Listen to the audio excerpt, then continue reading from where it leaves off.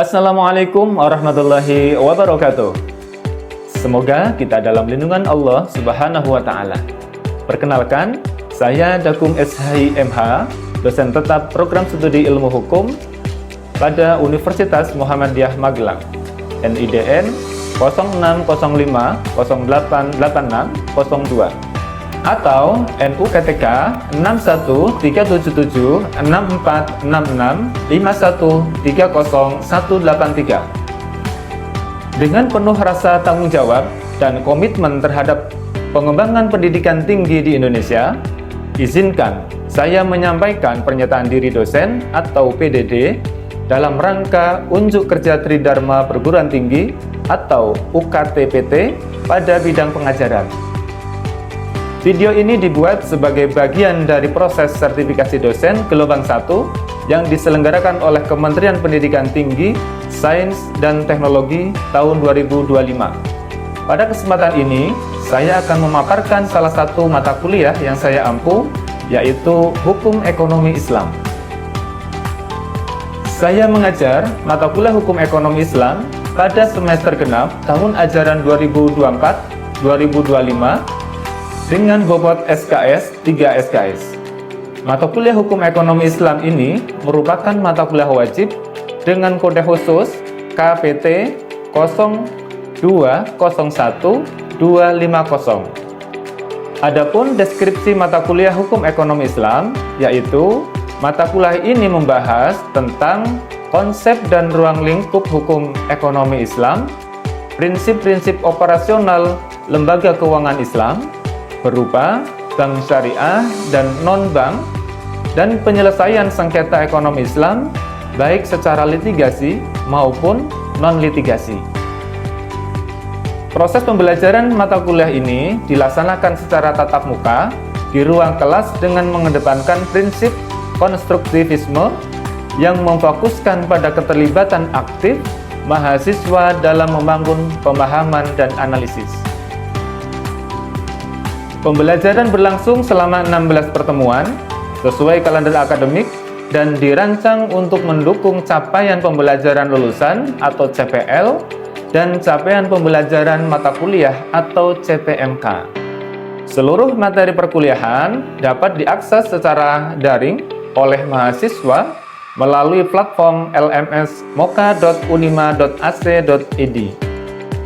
Mahasiswa juga dapat mengunduh dokumen perkuliahan seperti RPS, rencana tugas mahasiswa atau RTM, serta dapat mengunggah tugas-tugas yang diberikan dosen secara terintegrasi melalui sistem ini. Metode pembelajaran pada mata kuliah ini dirancang dan dilaksanakan dengan pendekatan student center learning yang mendorong keterlibatan aktif mahasiswa dalam proses eksplorasi dan penerapan konsep-konsep hukum ekonomi Islam secara konseptual. Proses pembelajaran ini dikombinasikan yang bertujuan untuk membentuk kemampuan mahasiswa dalam menginterpretasi konsep dan ruang lingkup hukum ekonomi Islam. Prinsip-prinsip operasional lembaga keuangan Islam berupa bank dan non-bank, dan penyelesaian sengketa ekonomi Islam baik secara litigasi maupun non-litigasi dengan variasi metode yang disesuaikan untuk mencapai kompetensi kontekstual dan adaptif mahasiswa.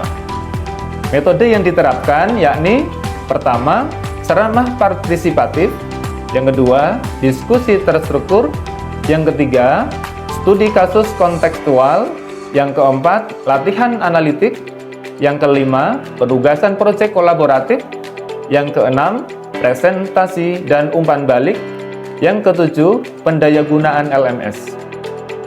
Untuk mendukung capaian pembelajaran program studi ilmu hukum, terdiri atas 3 domain utama. S merupakan sikap, P merupakan pengetahuan, dan KU serta KK adalah keterampilan. Untuk capaian pembelajaran meliputi CPL, capaian S10 yaitu menginternalisasi semangat entrepreneurship Islami, inovatif, kreatif, kerjasama, berani mengambil risiko, kemandirian, kejuangan, dan kewirausahaan. KU 01 mampu menerapkan pemikiran logis, kritis, sistematis, inovatif, kreatif, kerjasama, berani mengambil risiko, kemandirian, kejuangan, dan kewirausahaan. KU 01 mampu menerapkan pemikiran logis, kritis, sistematis, dan inovatif dalam konteks pengembangan dan implementasi ilmu pengetahuan dan teknologi yang memperhatikan dan menerapkan nilai humaniora yang sesuai dengan bidang keahliannya. KK 05 mampu menerapkan teori hukum dalam pekerjaan yang ditekuni baik sebagai ilmuwan maupun sebagai praktisi hukum. P02 menguasai asas-asas teori hukum material dan hukum formil. Adapun capaian pembelajaran mata kuliah atau CPMK mata kuliah ini yakni 1. Mahasiswa mampu menganalisis dasar-dasar hukum ekonomi Islam. 2. Mahasiswa mampu menganalisis perbandingan sistem hukum ekonomi Islam dengan sistem hukum lainnya. 3. Mahasiswa mampu menganalisis prinsip-prinsip operasional lembaga keuangan Islam. Dan 4. Mahasiswa mampu menganalisis sengketa ekonomi Islam. Media pembelajaran yang diunduh melalui e-learning My Online Class unima.ac.id pada mata kuliah ini meliputi 1. Dokumen RPS, 2. PowerPoint materi dan artikel ilmiah, 3. Buku referensi utama yang ditulis oleh pengajar mata kuliah ini.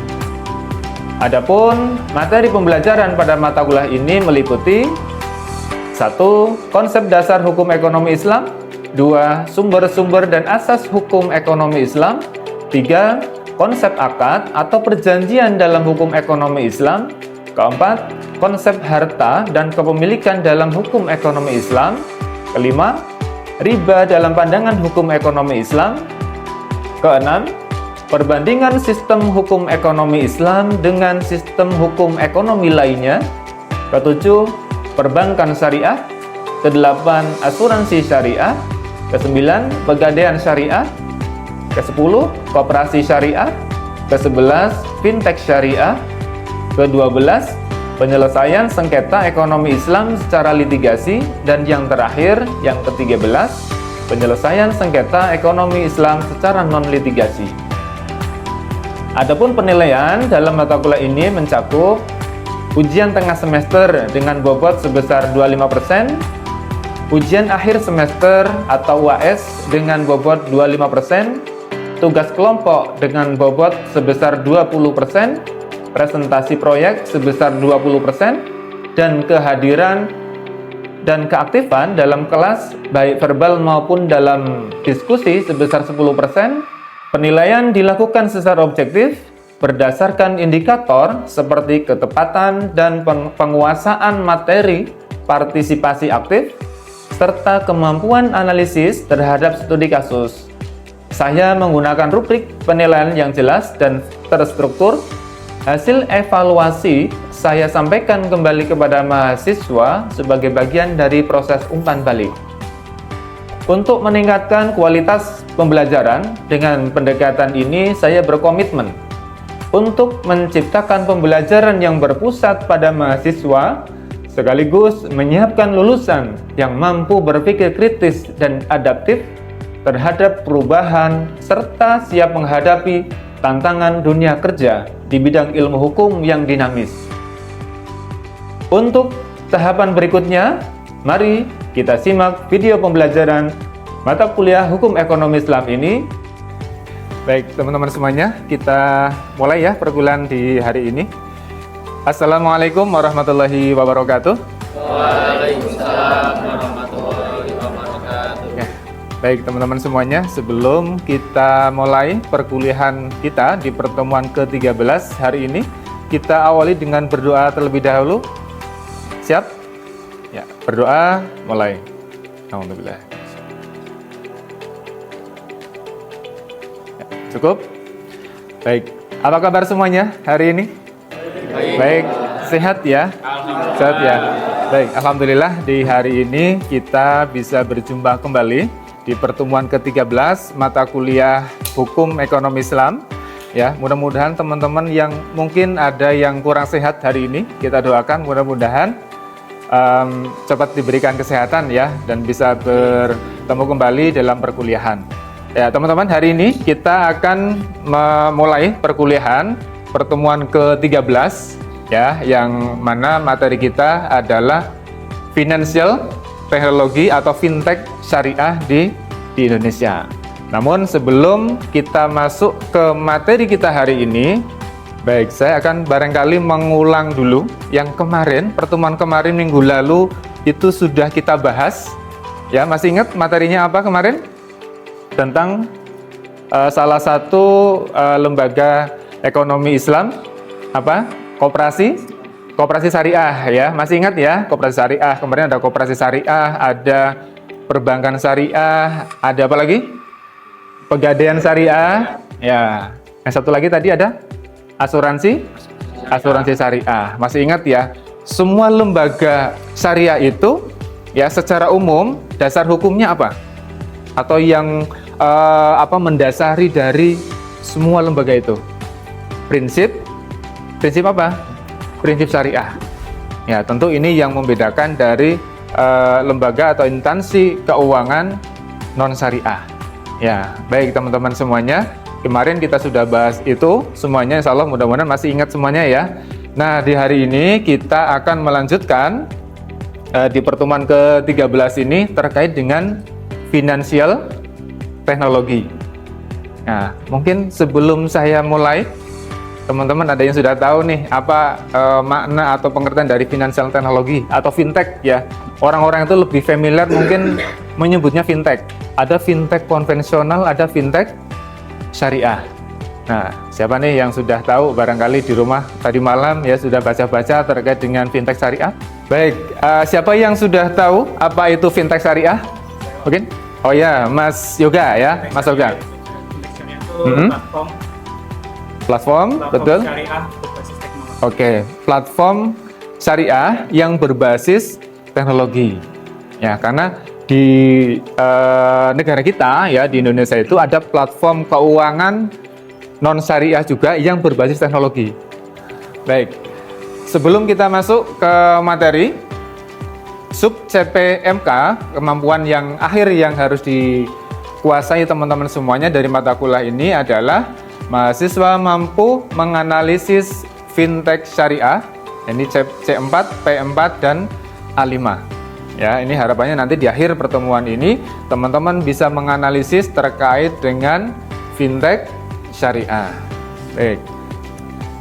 Ya, ini untuk referensi ya teman-teman semuanya yang nanti bisa digunakan dalam mata kuliah ini. Ya, ini nomor 1 buku saya sendiri. Ya, ini buku referensi yang saya kolaborasi dengan teman saya yang ada di Palembang, ada Mbak Dea Justisia. Ini buku referensi yang berjudul Perkembangan Hukum Ekonomi Islam di Indonesia. Ya, ini tahun 2023 publikasinya. Kemudian ada Anatoni Robi dan DKK, Fintech Syariah, Teori dan Terapan. Kemudian ada Fatwa DSN MUI nomor 117 tahun 2028 tentang layanan pembiayaan berbasis teknologi informasi berdasarkan prinsip syariah. Kemudian ada PJOK nomor 77 garis miring PJOK titik 101 garis miring 2016 tentang layanan pinjam meminjam uang berbasis teknologi informasi atau fintech syariah. Nah, yang terakhir, teman-teman bisa menggunakan jurnal-jurnal ilmiah terkait yang nanti bisa digunakan menjadi referensi pembelajaran pada siang hari ini. Baik. Ya, ini teman-teman, ya indeks prestasi ya atau ranking fintech syariah yang ada di negara kita.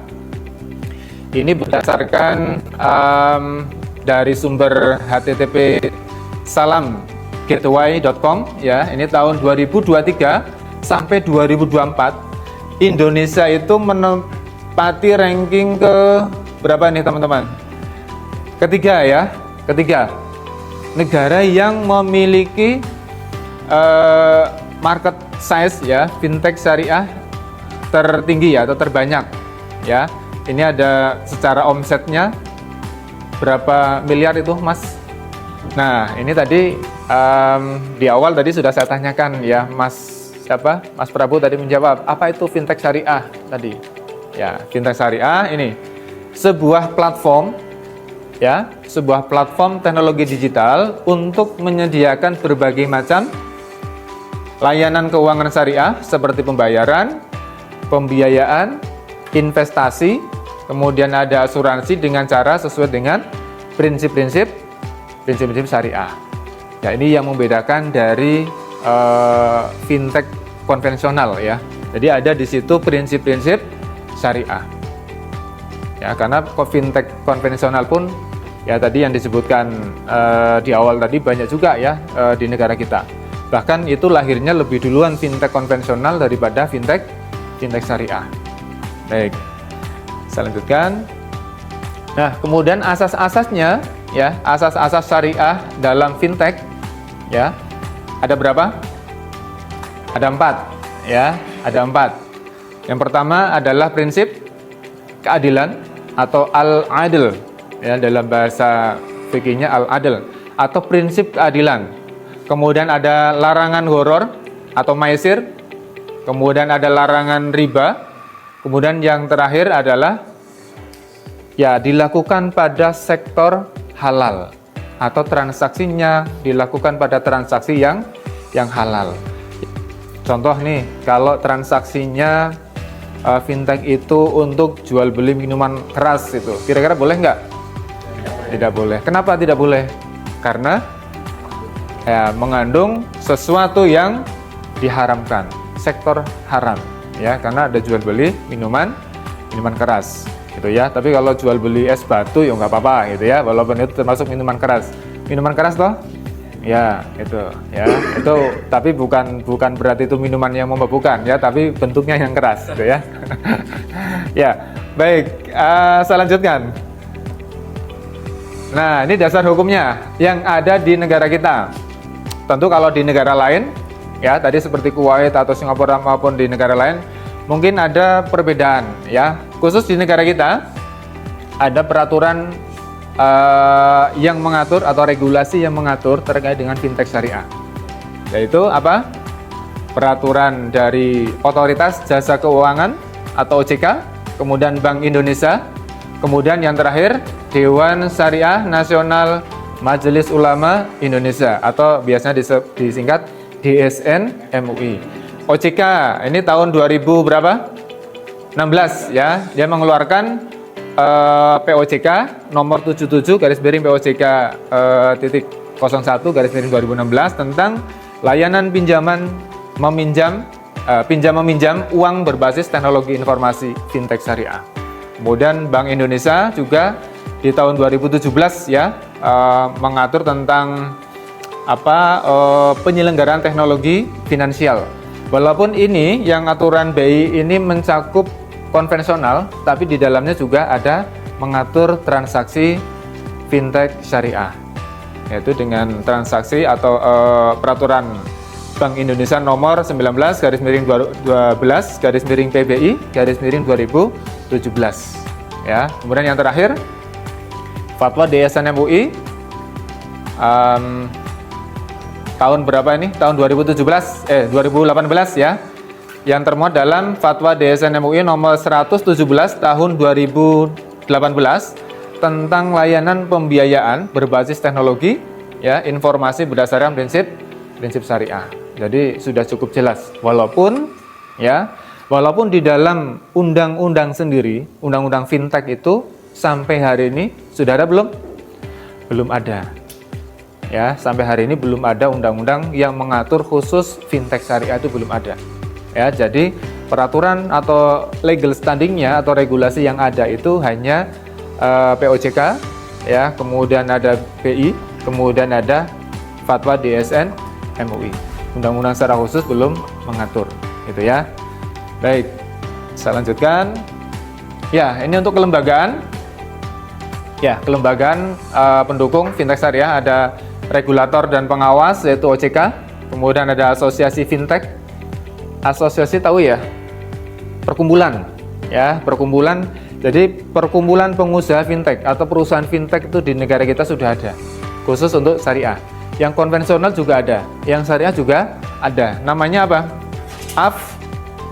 AFSI, ya, Asosiasi Fintech Syariah Indonesia. Yang ini dia merangkul atau menghimpun seluruh platform fintech syariah yang ada di negara kita, gitu ya. Kemudian ada DSN MUI, ini sebagai otoritas yang mengeluarkan fatwa, boleh atau tidak, atau sejauh mana yang harus batasannya harus diperhatikan, itu ya, itu fatwa DSN MUI. Kemudian akademisi atau peneliti, ini sebagai kontribusi dalam pengembangan riset, gitu ya. Baik, ya mungkin yang terakhir ya, kegiatan operasional fintech yang dilakukan setiap hari itu apa, atau kegiatannya apa? Ada berapa macam? Ada 4 ya. Ada peer-to-peer lending atau P2P gitu ya singkatannya. P2P syariah, kemudian ada crowdfunding ya, atau penghimpunan atau pengumpulan ya. Kemudian yang ketiga pembayaran digital syariah ya. Kemudian ada yang terakhir investasi digital syariah. Nah, terakhir teman-teman semuanya, di pertemuan kita hari ini kita gunakan model project ya. Teman-teman semuanya nanti akan mendapatkan project ya yang dikerjakan secara berkelompok. Ketentuannya, yang pertama, buatlah masing-masing kelompok beranggotakan 4 orang. Ini kalau misalkan lebih dari 4 orang, mungkin karena mahasiswa yang hadir hari ini mungkin tidak pas 4 gitu, nggak masalah, nanti bisa maksimal 5 orang, nggak apa-apa ya. Itu kemudian buatlah rangkuman dalam bentuk karya ilmiah tentang bagaimana penerapan atau implementasi peluang dan tantangan fintech syariah di Indonesia dari artikel jurnal ilmiah yang relevan. Ya, nanti teman-teman mencari referensi dari jurnal-jurnal yang sudah publish ya, diharapkan dari jurnal ilmiah yang terakreditasi ya. Jangan jurnal yang abal-abal ya, atau jurnal predator gitu ya. Nah, itu nanti teman-teman ngambil dari itu terkait dengan 3, implementasi, peluang, dan tantangan fintech syariah yang ada di negara kita. Nanti teman-teman tulis semuanya, dari jurnal apa, penulisnya siapa, atau penelitinya siapa, tahun berapa, publikasi di afiliasi apa gitu ya. Nanti disampaikan di situ ya. Kemudian template pengerjaan tugas bisa diunduh di LMS ya, moka.ac.id ya, teman-teman nanti bisa mengunduh di situ. Nanti masing-masing kelompok satu saja ya kertas kerjanya atau mengerjakannya, tapi harus diskusi bareng-bareng ya. Dikerjakan satu saja, kemudian kumpulkan juga melalui link LMS moka.unima.ac.id yang teman-teman gunakan di mata kuliah ini. Baik, sepertinya itu untuk pengantar tugas proyek di siang hari ini. Silahkan teman-teman untuk membagi kelompok menjadi sekitar berapa ini ya, kalau 4-4. Mungkin ada 6 atau 7 kelompok ya. Baik, silahkan.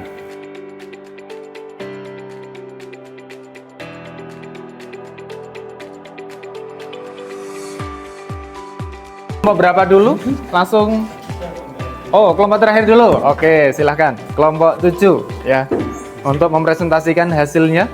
Untuk pelaksanaan fintech syariah di Indonesia secara umum dapat disimpulkan yakni setiap transaksi melalui finansial teknologi harus selalu mengikuti aturan konsep syariah, baik akad, rukun, dan syarat agar senantiasa terhindar dari hal yang merugikan pihak yang bertransaksi, seperti masyir, gharar, dan riha. Selanjutnya ada fintech syariah di Indonesia.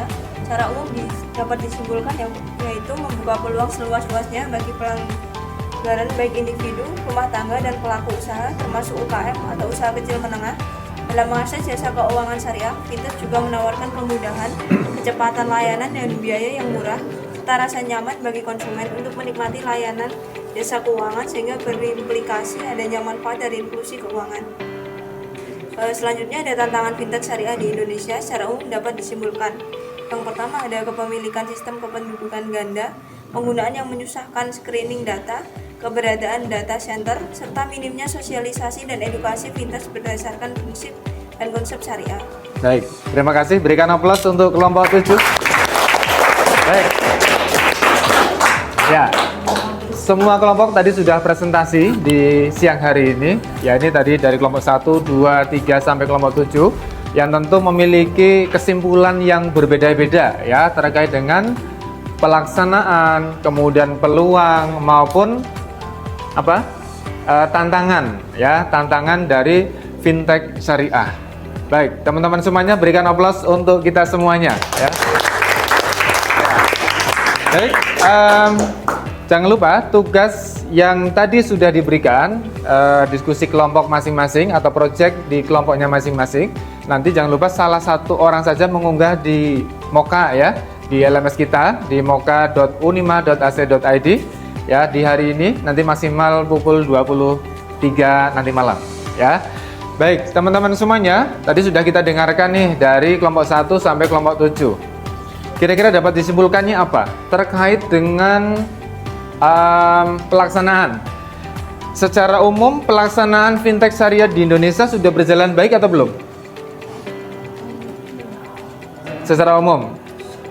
Sudah ya? Sudah. Karena apa? Karena buktinya negara kita sudah menempati peringkat berapa?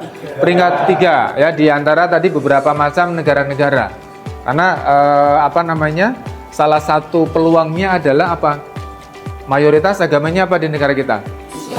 Islam. Kemudian platformnya juga tersebar banyak di berbagai macam aplikasi, gitu ya. Ya, itu dari sisi peluang. Kemudian dari tantangannya apa? Dari tantangannya apa tadi? Sumber daya manusia. Ya, karena sumber daya manusianya yang ya terbatas atau belum mengetahui secara detail ya apa itu fintech syariah. Selain sumber daya manusianya, kira-kira apa lagi yang masih menjadi tantangan atau hambatan? Oh ya, regulasinya. Ya, sampai hari ini memang belum ada undang-undang yang khusus mengatur tentang fintech syariah.